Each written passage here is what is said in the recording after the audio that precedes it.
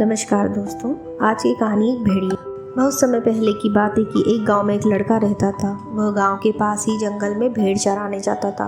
रोज सुबह वह अपनी भेड़ों को लेकर जंगल पर जाता था और शाम होते ही घर वापस आ जाता था। इस प्रकार से वह रोज करता, लेकिन वह बैठे बैठे भेड़ों को रोज चरता हुआ देखकर ऊब चुका था। एक दिन वह भेड़ों को चरता देख रहा था तो उसे कुछ ज्यादा ही बोरियत महसूस होने लगी। वह अपना मनोरंजन करने के लिए नई नई तरकीबों को सोचने लगा। इतने में उसे तरकीब सूझ गई। वह जोर जोर से चिल्लाने लगा, बचाओ बचाओ, भेड़िया आया, भेड़िया आया। उसकी यह बातें सुनकर गांव वाले लाठी और डंडे लेकर मदद के लिए उसकी ओर दौड़ते हुए पहुंच गए। परंतु गांव वालों ने देखा कि वहां पर तो कोई भी भेड़िया नहीं है और वह लड़का पेट पकड़कर जोर जोर से हंस रहा था। लोगों को आते देखकर वह लड़का जोर से उनका मजाक बनाने लगा और बोला, आप लोग कैसे दौड़ते हुए आए हैं?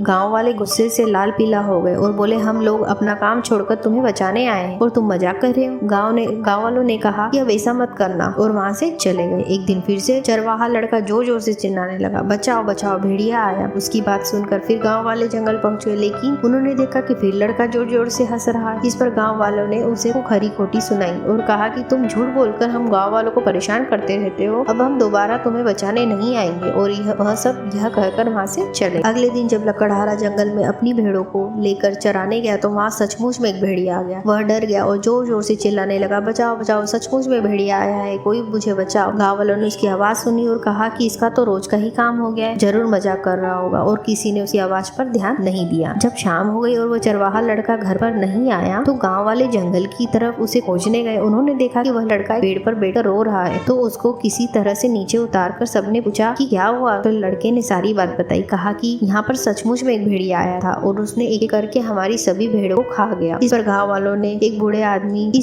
के एक बूढ़े आदमी ने कहा कि देखो बेटा, तुम्हारी झूठ बोलने की आदत की वजह से तुम पर कोई भरोसा नहीं करता था, इसलिए आज तुम्हारे साथ ऐसा हो गया। लड़के को अपनी गलती का एहसास हुआ और कहा कि अब से वह कभी भी किसी को झूठ नहीं। इस कहानी से हमें क्या प्रेरणा मिलती है कि झूठे व्यक्ति की बात पर कभी भी भरोसा नहीं किया जा सकता, फिर चाहे वह व्यक्ति एक न एक दिन सच क्यों न बोले। इसलिए कभी भी हमें झूठ नहीं बोलना चाहिए। झूठ बोलने से हमारी इमेज खराब हो जाती है। धन्यवाद दोस्तों।